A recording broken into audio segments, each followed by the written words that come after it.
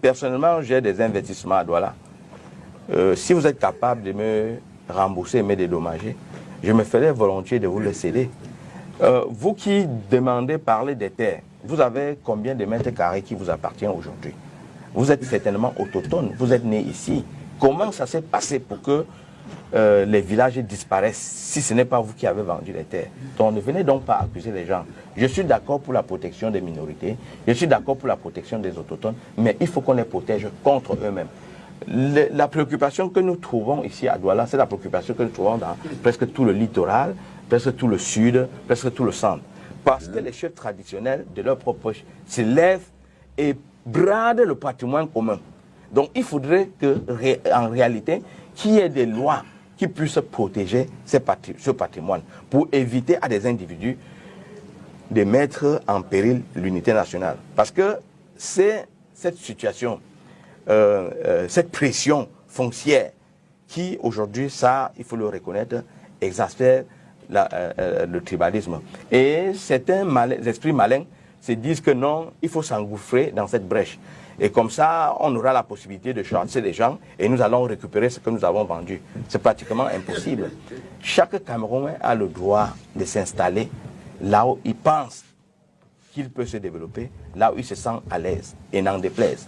Donc, M. Elie Bilobert, vous allez prendre votre mal en patience. Le fait est là et vous n'aurez aucune capacité de chasser qui que ce soit. Et ne pensez pas, même si ça vous effleure l'esprit, que les gens vont se laisser faire. Même si ça vous effleure l'esprit, ne serait-ce qu'un peu, que les gens vont se laisser faire. Si juste à présent, les gens ne disent rien, c'est parce que l'unité nationale est une priorité. Et ne venez pas ici nous faire des démonstrations de sorcellerie en nous faisant croire que vous êtes tellement patriote, que vous aimez les Sawa. Parce qu'en réalité, je ne sais pas en quoi un jeune Sawa ou bien un jeune Sawa peut s'identifier à vous en disant que non, j'aimerais bien ressembler à X parce que voici ce qu'il a fait. Nous aimerons que quand les gens parlent, que les gens ne prêchent pas l'exemple et que les gens démontrent ce qu'ils sont capables de faire. Qu'on quitte Douala et qu'on vous laisse Douala et qu'on voit exactement ce que vous avez fait. Qu'est-ce que vous avez fait jusqu'à présent et qu'est-ce que vous ferez demain si les gens partent de Douala. Donc moi je crois que ça, ce sont des discours qu'on ne devait pas tenir. On a fait des lois pour lutter contre la discrimination. On a fait des lois pour lutter contre le terrorisme. Mais on voit que les gens sont très empressés à utiliser les lois contre le terrorisme pour brimer l'opposition, pour brimer toutes sortes de revendications. Mais quand il s'agit du tribalisme, on ne voit pas les gens lever un petit doigt. Nous avons vu dans les chaînes de télévision, quoi qu'on puisse dire, on peut avoir des ressentis sur un certain nombre de plans. Mais quand on arrive déjà en mondiovision et qu'on commence à le prononcer, on devient un danger pour la République.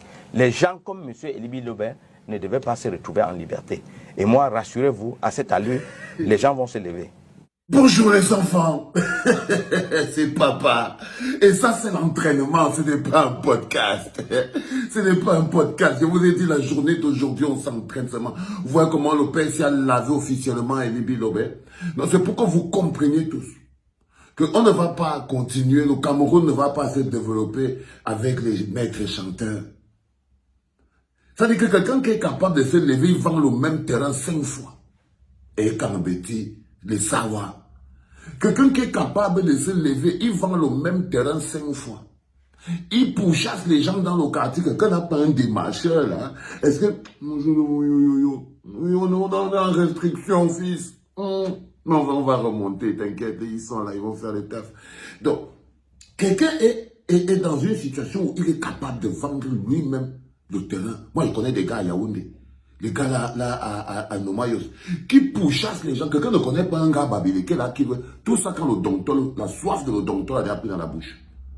Et ils sont même précis. Quelqu'un ne connaît même pas un gars à Babileke là qui veut acheter le terrain là et tout. Et le gars à Babileke, lui, il marche avec le sac. Et tout le monde en parle de lui. On dit qu'il a faim, il mange l'arachide avec la banane. Mais il garde l'argent dans le sac. Pendant que le gars Sawa dort dans une maison en calabote, il faut remettre les choses dans leur contexte. Pendant ce temps, le gars Sawa dort dans une maison en calabote avec les chaussures de 500 000 dedans. Une paire de chaussures. Les chemises bien amidonnées. Et quand il voit la chemise bien amidonnée, il vend le patrimoine de son père. Ok? On a encore la chance qu'ils vendent ça aux Camerounais parce que les Bamileke sont Camerounais.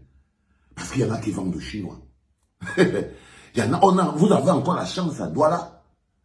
Vous avez encore la chance là-bas à Douala que c'est à nos propres frères, c'est à vos propres frères de l'Ouest, donc des Camerounais, que les terrains sont vendus. Parce que, imaginez, vous allez vendre ça aux Chinois.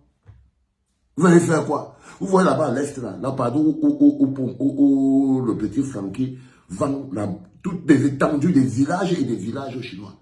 Est-ce qu'il se lève là-bas? Personne ne peut pas parler là-bas. Ça ne veut pas que c'est pourquoi? Parce que c'est à l'Est. Mais, ou bien c'est parce que c'est aux Chinois.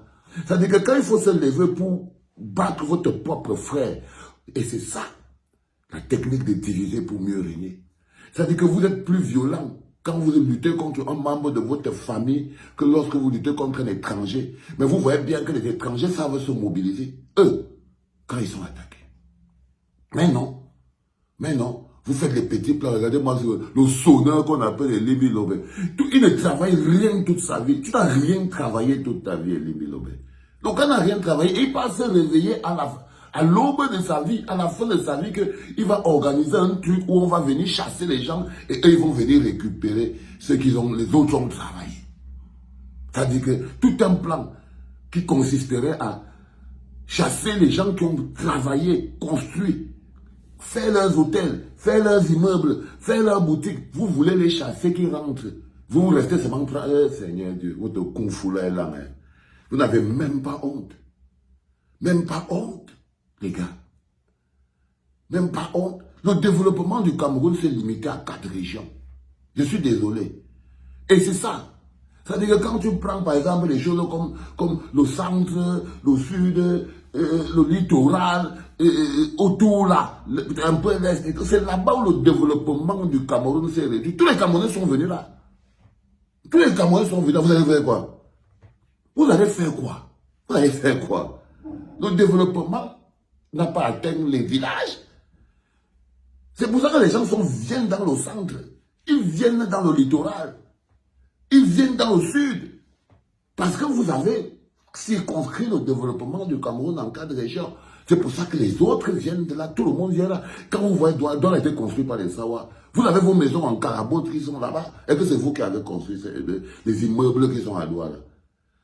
Si on enlève les gars là-bas avec les immeubles, Douala va devenir un no man's land de petites maisons en carabote où tu vois les garçons et les jeunes filles sortir avec les chemises amidonnées, les chaussures pointinini, au milieu des moustiques, des caca, des pipis qui puent. Mais oui, c'est ça que ça serait devenu Douala si on enlève tous les gars qui sont venus investir là-dedans, tous les gars Bamileke. Et tous les gars Eton. Et tous les gars du Nord. Parce que contrairement à ce que vous essayez de faire croire, il n'y a pas que les gars Bamileke qui ont acheté les terrains. Les gars du Nord ont acheté les terrains à Douala. Les gars de l'Est ont acheté. Je connais plein de gars Eton qui ont du terrain à Douala. Non? Et à chaque fois, il y a toujours eu un Douala pour trouver quelqu'un qui veut vendre le terrain. Dès qu'il a soif, dès qu'il va acheter une chemise, dès qu'il veut écrire une chanson de Makossa, il veut produire une chanson de Makossa. Oh, Amoumi, oh, Banazomba, vendez le terrain, on vend. Quand il veut partir à Douala Mbengue, il vend le terrain. Pendant que les autres, quand ils veulent aller à Douala, ils veulent traverser pour aller à Mbengue, eux, ils font la cotisation, ils se battent, ils mettent un franc. Vous vendez les terrains. Vous vendez les terrains. Pendant que les gars, eux, ils font la cotisation dans le village, on met 500 francs. Il y a le fils de taille qui veut partir là-bas à Paris. Cotisons 500. Il est dans la tontine des gens qui font le pouce. Il part dans la tontine, il prend l'argent. On a fait partir le petit Tania. Il est déjà en Allemagne. En train de chercher la vie. Vous, ah ouais, il y a Ebele, Banazona, il y a Ebele qui veut partir à Paris, là, vendez le terrain qui est derrière la maison, là, vous vendez. Mais qui a toujours l'argent? C'est le bonhomme qui, lui, quand il a faim, il mange l'arachide avec la banane en disant que l'argent, c'est bon pour investir pour les vrais projets. Et à la fin, un gars comme, vous levez maintenant, vous allez dire, non, vous allez venir prendre. Et qui, les gars? C'est trop tard. Tout ce que vous parlez là. La réforme foncière, on va faire comme on peut mettre les enfants. Ça, c'est la faiblesse. Ils veulent nous faire croire qu'on n'est pas chez nous partout au Cameroun. Non, on est chez nous partout au Cameroun. Dans les enfants, je vous ai dit, on s'entraîne aujourd'hui. On like et on partage avant de lire la vidéo. Ok? On a toute une remontade à faire. Hein? On a une remontada compliquée à faire, les gars. Vous ne faites pas attention. On a une remontada compliquée. Et vous devez être opérationnel. Vous dites que la journée d'aujourd'hui, c'est l'entraînement. Si tu es arrivé jusqu'à ce niveau de la vidéo, tu ne l'as pas liké, c'est qu'il y a un problème. Tu ne l'as pas partagé, c'est qu'il y a un problème. Retourne rapidement, fais des partages dans tout ce que tu connais et tag au moins 10 personnes. On a un match, c'est une remontada. Il faut remonter. C'est comme ça que ça fonctionne. Il n'y a pas la sorcellerie dedans. Ok? Ok? Ils ont réussi. Le système de Yaoundé a réussi à sortir, à dynamiter la clinique. Ça, c'est ce que vous devez comprendre. Et qu'en ce moment précis, nous sommes en train de construire brique par brique. Brique par brique. C'est pas facile, mais on va y arriver. Ok? Tous ensemble. Tous ensemble. Parce que aujourd'hui, on sait ce que ça vaut. Les gars, c'était papa.